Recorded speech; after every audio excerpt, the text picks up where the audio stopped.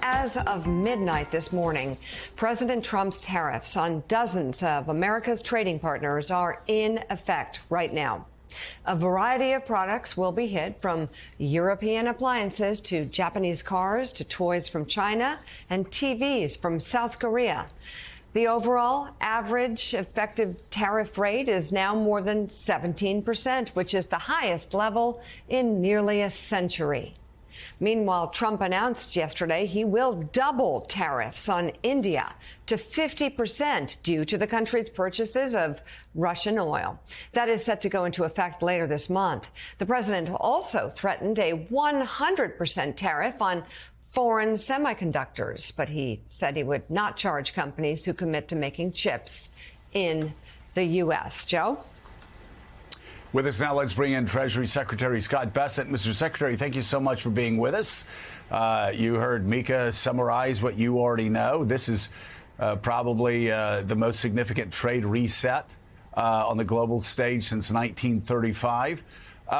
What do you and the president hope to achieve by jacking tariffs up on average at 17% per nation?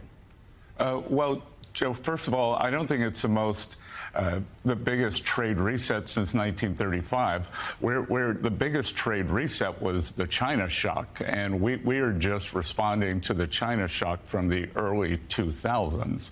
So we are trying to rebalance trade in America's favor. President Trump has said, and I've said, we want to bring back the high precision manufacturing jobs. We want to get rid of these big deficits that we have with countries that have created these big surpluses, and gutted our manufacturing base, right, and have been terrible for American workers. So if the greatest reset was the globalization that took place after China became an active part of the trading system, does it make sense to raise tariffs on allies like South Korea, Japan, Australia, the EU, others who are our allies in our economic fight against China? Well, it's not just an economic fight against China. We've just gotten out of balance. We've stopped making things in the U.S. I was watching with great interest the earlier segment on the building program in New Rochelle, and a lot of that has been through cutting regulation. One of the big surprises for me over the past 100, almost 200 days now has been that it's this regulatory state that we've created that's pushed a lot of the manufacturing offshore. So a big part of President Trump's agenda is also deregulation. And do you really think that tariffs in the short term are going to bring manufacturing back to the United States in a meaningful and a significant way? Because most economists, most people that were in your position before you became Treasury Secretary would say those jobs are not coming back to America in a large enough number to make a difference. Well, we're seeing these very large commitments, both from governments and from corporates. Tim Cook was in the Oval yesterday. Apple had committed $500 billion of new plant and equipment in the U.S. He's upped it to $600 billion, and he wants to make Apple an American company in terms of manufacturing, not just design. We've seen Micron Technologies. They were in visiting this week. They're going to put in $200 billion. So we've got trillions and trillions of manufacturing that's going to come back, and we're going to see that over the next couple of years. Mr. Secretary, I want to ask you about Wall Street and Main Street and the reactions to the tariffs. Now, initially, there was a shock on Wall Street. I think we've seen Wall Street absorb most of the shock of the tariffs. Obviously, the Dow and NASDAQ doing extremely well, doing much better than they were right after Liberation Day was announced. But on Main Street, you have the Yale Budget Lab and other people saying that these tariffs will cost typical families around $2,400, $2,500 a year. Separate that out for us. Do you think Wall Street will continue to absorb the shock of these tariffs? And how will the long-term impact of Main Street be over the next year? Big battle about it being inflationary. Are tariffs inflationary? Well, Joe, what we've seen thus far is they haven't been, and there's a notion here that, and there's academic research, and I will point out that the Yale Budget Lab is mostly staffed by Biden and the alumni, so they have a particular point of view. It is not nonpartisan. Unfortunately, it's my alma mater, which makes me sad. But Wall Street is forward-looking. It lives in the future, and inflation's been coming down in the U.S. So overall, inflation is down, and what we're seeing is the manufacturers overseas are absorbing some of that. Retailers are absorbing some of that, and part of our plan is to have real income growth for working class Americans. They were eviscerated under President Biden. The bottom 50% did terribly. In President Trump's first term, we saw the hourly workers do much better than supervisory workers. We saw the bottom 50% of households in terms of assets, their asset growth outperformed the top 10%. So I would expect we'd see that again. Well, you brought up Biden and inflation. Right now, of course, the president upside down on inflation numbers, on affordability, on the economy. Why is that? Why is it that Americans still feel like there's an affordability crisis and Americans are still concerned that inflation is too high? Joe, there is an affordability crisis. We inherited a big affordability crisis, and we've got, as I've said, President Trump's doing peace deals, tax deals, trade deals.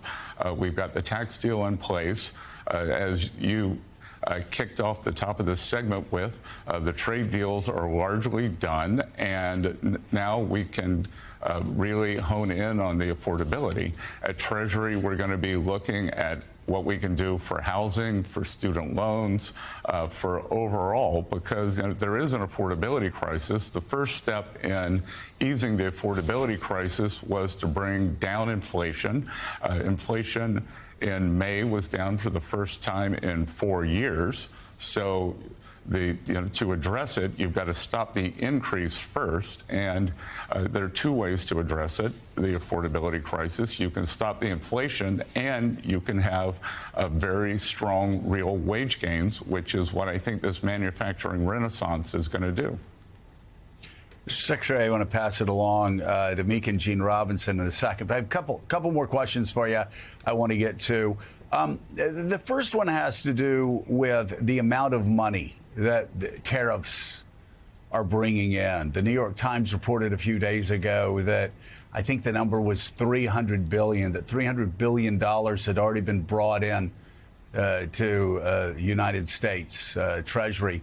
And that the tariffs were going to be a hard habit to break. And I will say, hearing that for a deficit hawk like myself, when Washington is being as reckless as they are with our money, money coming in sounds like a good deal. What is your projection over the course of the year? Let's say the average tariff percentage for a country stays at about 17%. And the markets absorb it, Main Street absorbs it. How much revenue would you expect to be brought in by tariffs annually? Joe, I think that $300 billion is a good start. So that's in excess of what we had been taking in. Right. We'd been taking in, I believe, it was about $77 billion a year. So we'd be close to $400 billion. But this year we could have about $300 billion of new revenue, which is 1% of GDP. And then there's a chance that that could be higher in 26. Yeah, we've. My maybe final question. I don't know. Sometimes I can't stop myself, Mr. Secretary. My next question is, our friends at Axios, Jim VandeHei and Mike Allen, have been doing some deep dives into the impact of AI on white-collar workers. We all saw, you and I all saw what happened in the late 80s, early 90s. The tech revolution, the information revolution really gutted the industrial Midwest and the Northeast, and we saw what deindustrialization did to blue-collar workers. Talk about now AI is coming after white-collar workers. It's just, again, it's just economically, it's where we're going. Does the Treasury Department have any plans? Do you have any operations set up to prepare for that coming AI shock, which won't be in 10 years? It may be in 2 or 3 years. Joe, I promise your viewers, you and I didn't coordinate this. So about 3 months ago, I brought in what I call an AI czar, an AI expert into Treasury, and she is solely tasked with that. She's got a fantastic team from the private sector, and who is she? Sorry. I'm sorry. Who's running this? Her name is Paris Malik, and she's from BCG, and we're looking at that. And I did a flyby at the Allen & Company conference out in Sun Valley. And, every year there's a zeitgeist out there, and the zeitgeist this time was AI is coming faster. And, I think what where we're seeing it the fastest now is in programming, in coding, and we'll see if that spreads into the other white-collar jobs. But, look, historically, technological innovation creates jobs. What we want to do is make sure that there's not a timing difference here, so that, as the old jobs disappear, the new jobs aren't created in time, and there has to be some kind of a bridge. But we're very aware of this. We have David Sachs at the White House, who is the AI czar. So the administration has embraced this and is aware of it. We want to make the U.S. the AI superpower, and but there could be downsides too. So we're looking at all the economic potential consequences. Yeah, I'll pass it on to Gene Robinson. But Gene, you've been obviously as London bureau chief and working at the Washington Post.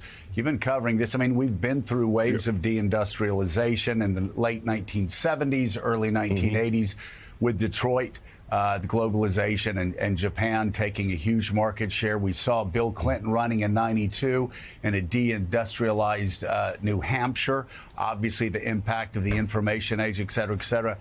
And man, everybody I talk to, every expert you talk to will tell you that AI is happening faster and is posing a greater threat, especially to white-collar workers. The first wave of deindustrialization, blue-collar workers. Now this is going to be white-collar workers, and robotics is going to impact blue-collar workers as well. It is a brave new world we're facing.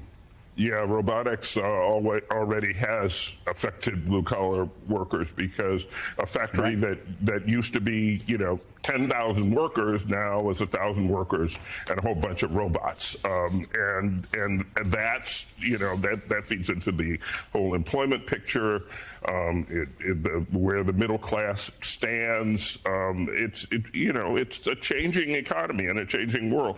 Mr. Secretary, there's one question I got to ask you, because there has been some confusion. So we've got a tariff of, 50% on Brazil now, I think. And so if someone here, an importer, wants to buy Brazilian products today or tomorrow and import them, they're going to pay 50% to the Treasury. And so who writes that check? Well, couple of things. First, we could have substitutions, so there's very little that only comes from Brazil. It could come from Argentina, it could come from right. But assuming it does come from Brazil, say, or it comes from any country with a tariff, who writes the check to the Treasury? Well, the check is written to the person who receives it at the dock in the U.S. Mm-hmm. The check is written by the person who receives it at the dock. So the tariff is paid in this country by the importer. Is that right? But the Brazilian exporter could decide that they want to keep market share. They could lower their price so that the full 50% of the tariff, say, they can eat part of the cost. They can eat part of the tariff, which is what we've seen. Okay. But the check is written by the importer, right, at the dock. Yeah, and then the importer can pass it on or not. All right, Mr. Secretary, I want to just ask you a question ultimately about the health of the overall economy. Given the importance of trustworthy economic data internally for the American people and also externally for our position globally, are you at all concerned about the threats to Jerome Powell's job, the firing of the head of the BLS, that our country will lose its global position, its economic strength, based on the lack of believable objective facts? Well, there's a lot to unpack there. So let's start with Chair Powell. President Trump has said that he's not going to fire Chair Powell. President Trump has a great reverence for the institution of the Federal Reserve. And, as I said, he likes to work the referees. And that's his right, just as Senator Warren does the same thing. In terms of the BLS, I think that this was long overdue. I mean, the mistake that they made last week was a 5 to 6 standard deviation mistake. This is like if you got on a plane in Miami, thought you were going to New York, and landed in Denver. I mean, so I actually think that cleaning up the BLS was something that should have been done long ago. And I agree that the efficacy and the believability of our economic projections are very important. But, Mika, the other thing I can tell you is that, there's something wrong here, because on Wednesday, the Federal Reserve voted not to cut rates. On Friday, the BLS had this massive downward revision. One of these is mistaken. So either the Fed economists did not see what the BLS did, the BLS data was corrupted, and, I can tell you that, the BLS in government, we have settled for so much mediocrity across the government.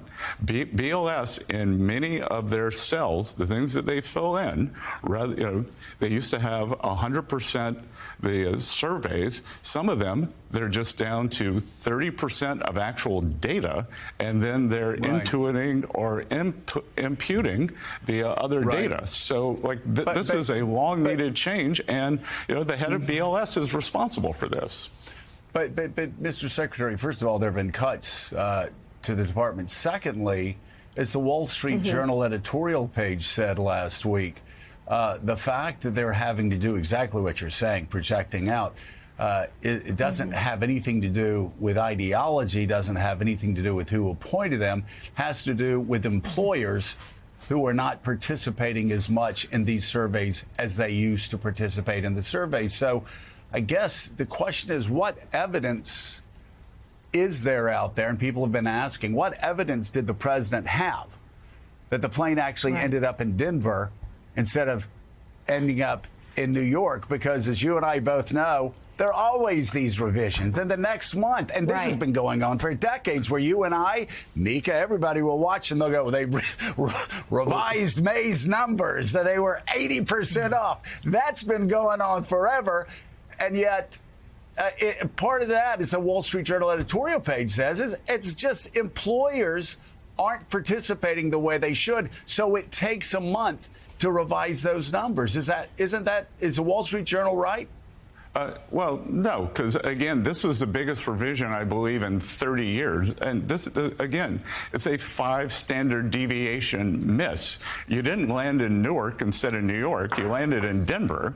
And that, you know, if the employers aren't providing this, then the BLS, it was incumbent on the BLS to find a new way of collecting data. You know, it just strikes me as very lazy work trying to do things the same old way and expect a different result. How important is it that an independent voice, an independent thinker is replaced in that position? How important is that for the markets? How important is that for the U.S. economy? How important is that for the world to look at us and not think, oh, wait a second, the United States is now doing what Argentina has done for the past 10 years? Look, I think the replacement is going to be a highly competent statistician or labor economist, and it will be someone, you know, who won't have errors of this magnitude. All right, and just in closing, I have to ask you one more time: are you Sherman-esque on the question of whether you want to be Fed chair? Are you going to give us a Sherman-esque response? What's a Sherman-esque response? Sherman is hell no. I will never do it. If nominated, I will not accept it, and if elected, I will not serve. That's a Sherman-esque response.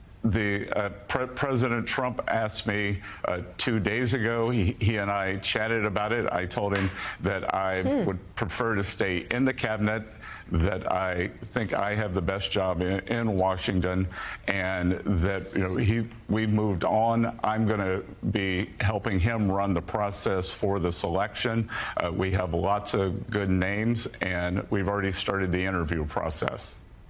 All right, Treasury Secretary Scott Bessent, we appreciate you coming here and answering our questions for our friends at Watch. Greatly appreciate it. Good to see you. Thank you.